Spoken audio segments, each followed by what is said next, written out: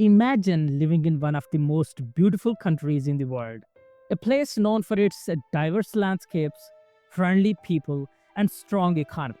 But now, imagine that everything you thought was affordable housing, groceries, even basic healthcare has become out of reach. What used to be an ideal place to live is now becoming increasingly difficult for many to navigate. This is the harsh reality that millions of Canadians are facing today. In this video, I'm going to break down why it's becoming impossible to live in Canada. I'll cover the current housing crisis, the skyrocketing cost of living, and the pressures of high immigration. We'll also look at how the government's policies, especially under Prime Minister Justin Trudeau, have influenced these issues. And most importantly, we'll explore potential solutions to these challenges. Stay with me as we dive into why Canada, despite all of its beauty and promise, is starting to feel like a place that's out of reach for many. The housing crisis in Canada is no longer a distant problem. It's right here, front and center. Across the country, housing prices have skyrocketed to levels that make homeownership feel like an unattainable dream for most people. The real estate market in cities like Toronto, Vancouver, and Montreal has seen such rapid growth that it's almost hard to keep up. For example, in Vancouver, the average house price hit a record-breaking $1.1 million in 2021, and it has only climbed since. This is a far cry from the average $300,000 that many Canadians were paying just a couple of decades ago. But why is this happening? One of the main reasons behind the housing crisis is supply and demand. Canada's population has been steadily growing, yet the supply of housing has not kept pace. In fact, according to the Canadian Mortgage and Housing Corporation, Canada is short nearly 3.5 million homes to meet the demand by 2030. While the government has made efforts to build affordable housing, construction has not been able to keep up with the increasing population, especially in major urban areas.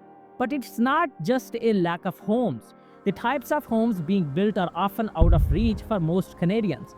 New constructions in cities are largely high-end condos and luxury properties aimed at investors rather than affordable housing for middle-class families. For instance, Toronto's condo market is booming, but the average price of a condo in 2023 was $738,000, which is well beyond the means of many young Canadians or first-time buyers. As a result, many Canadians are being forced to rent, but even the rental market is plagued with rising prices. The average rent for a two-bedroom apartment in Toronto now hovers around $2,700 per month, up 35% from just 5 years ago. Now that we have looked at how the housing market is pushing Canadians out of home ownership, let's zoom out a bit and consider the broader economic impact. Housing is just one piece of the puzzle, but it connects directly to something that affects everyone, whether you are a homeowner or a renter, and that's the rising cost of living. When housing becomes unaffordable, everything else tends to follow. So let's take a closer look at how the cost of living in Canada has skyrocketed and what's behind this dramatic shift. It's not just housing that's becoming more expensive, it's practically everything. Canadians are feeling the pinch when it comes to the cost of food, transportation, and even healthcare. Over the past few years, the cost of living has risen dramatically, driven by several factors. Inflation, which has been steadily climbing since the pandemic, is one of the key contributors.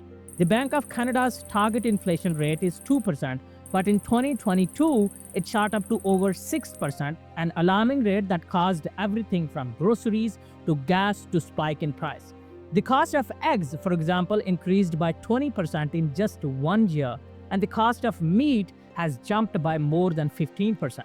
One of the most surprising aspects of this increase is the fact that Canadians are paying more for things they never expected to be so expensive. Take, for example, the price of public transportation. In cities like Toronto, public transit fares have gone up while the quality of service has not improved in proportion. Commuters are now paying more for bus and subway rides, but the city's transit system is often overcrowded and delayed. Another contributing factor to the rising cost of living is the ongoing supply chain disruptions caused by the pandemic. Global shipping delays combined with labor shortages have made it harder and more expensive to import goods, leading to higher prices on a wide range of products.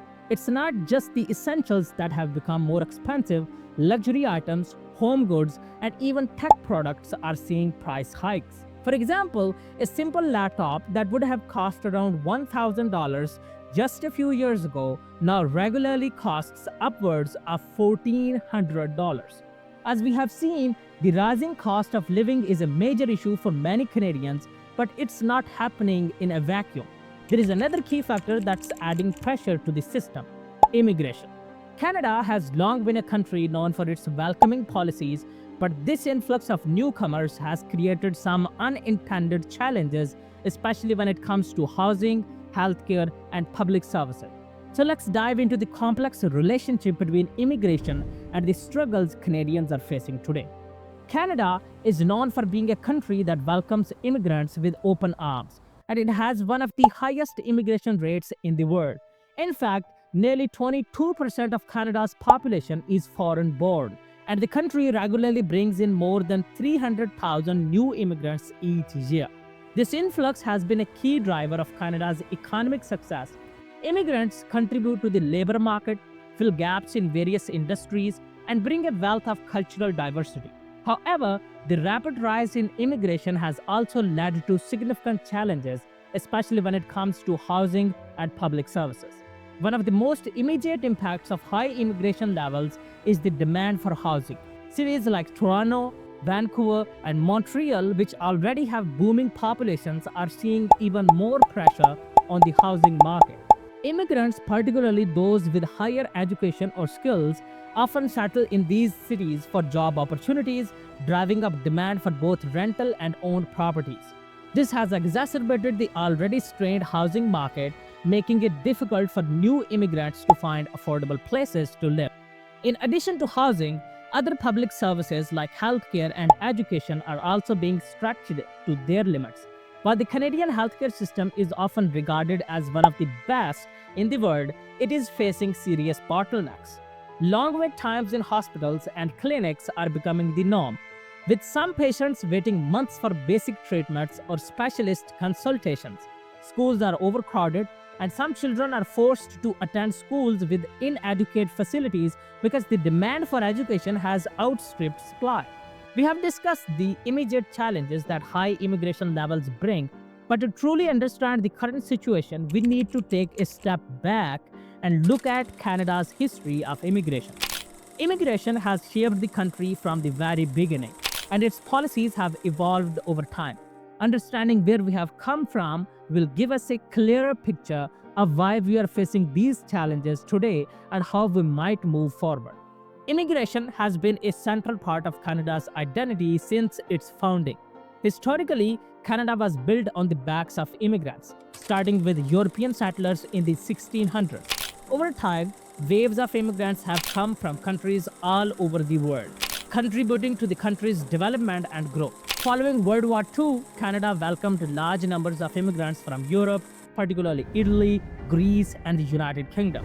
In the 1970s and 80s, Canada began to open its doors to immigrants from Asia, the Middle East, and Africa, leading to a more multicultural society. Canada's immigration policies were historically based on a points system, prioritizing skilled workers and family reunification. This policy allowed the country to fill key labor gaps while also fostering a sense of community for immigrants who were looking to build a new life. However, in recent years, as the country has embraced higher levels of immigration, some have questioned whether the infrastructure and social services can keep up with the pace of growth. For example, while Canada's immigration rate remains high, so does its population growth. According to Statistics Canada, Canada's population is expected to reach 50 million by 2050, with immigration accounting for 80% of that growth. This rapid expansion has placed a strain on housing, schools, healthcare, and public infrastructure, leaving many wondering whether this growth is sustainable in the long term. Now that we have a solid understanding of the historical context of immigration in Canada, it's important to look at how current policies are influencing the situation. Prime Minister Justin Trudeau has made immigration a central part of his agenda, but not everyone agrees with the approach. While many praise the diversity and economic benefits that immigration brings, others criticize the way the government has managed these policies. So let's explore some of the criticism surrounding Trudeau's immigration policies and their impact on the country. Prime Minister Justin Trudeau has long touted Canada's immigration policies as a model for the world, emphasizing that immigration is essential for Canada's economic prosperity. Under his leadership, Canada has continued to maintain a relatively high level of immigration. However, his policies have faced significant criticism, particularly from those who argue that the government has not done enough to address the negative impacts of this influx. One major area of criticism is the strain on public services. While the government has focused on providing support for newcomers, critics argue that these services are overwhelmed and the Canada's infrastructure cannot handle the increased demand. Some have pointed to the rise in housing prices, overcrowded schools, and long wait times in healthcare as evidence that Trudeau's policies are not keeping up with the growth. There are also concerns about the prioritization of immigration numbers over the integration of immigrants into Canadian society. Critics argue that the focus should not just be on bringing in immigrants, but also on ensuring that they are successfully integrated into the labor market and society. Without adequate support, immigrants may face challenges in finding stable employment, and this could exacerbate issues like poverty and housing instability. The debate around Trudeau's immigration policies ties directly into a larger shift in public opinion. While Canada has traditionally been very welcoming, recent trends show that more Canadians are beginning to question the country's immigration strategy. As the pressure on housing and services grows, people are becoming more divided on the issue. Let's take a look at how public opinion on immigration has shifted in recent years and what that means for the future of Canada. Public opinion on immigration in Canada is starting to shift. While the country has historically been very welcoming to immigrants, the growing strain on housing and public services has led some Canadians to question whether the country's current immigration levels are sustainable. According to recent polls, nearly 40% of Canadians feel that immigration should be reduced, with many citing housing affordability as a primary concern. This marks a significant change from previous years when most Canadians were strongly supportive of immigration. While there is still widespread support for immigration, particularly among younger Canadians, the increase in anti-immigrant sentiment is undeniable. As housing prices continue to soar and public services become more strained, Canadians are becoming more divided on the issue of immigration. So with these shifting views and growing challenges, how is the Canadian government responding? From policies aimed at managing the housing crisis to efforts to address the rising cost of living, the government has been active in trying to solve these problems. But are these efforts enough? Let's examine the Canadian government's response to these crises and whether their actions are making a real difference. The Canadian government has taken steps to address these crises, but many believe they are not enough.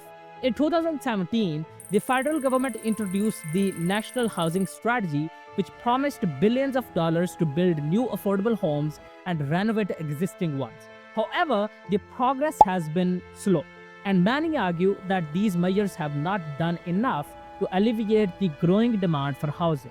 Similarly, while the government has attempted to control inflation through monetary policy, many feel that the cost of living is still rising unchecked. In terms of immigration, the Trudeau government has made efforts to balance the needs of the economy with the pressures of rapid population growth. While the government has promised to improve immigration programs and expand public services, critics argue that these efforts are too little, too late. The government has put several measures in place to tackle these challenges, but solutions don't just come from the top down. It's clear that a multifaceted approach is needed, one that addresses not just the immediate issues but also the long-term sustainability of Canada's economy and infrastructure. So what are the potential solutions to these problems?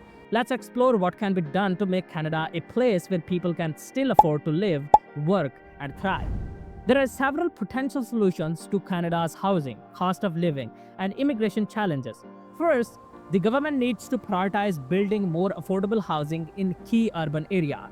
This could include incentivizing developers to build affordable homes, relaxing zoning laws to allow for more dense development, and increasing funding for public housing projects.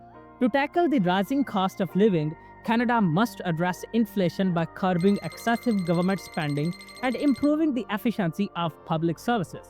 The country also needs to focus on increasing wages and ensuring that workers are paid fairly for their labor so that they can keep up with rising costs.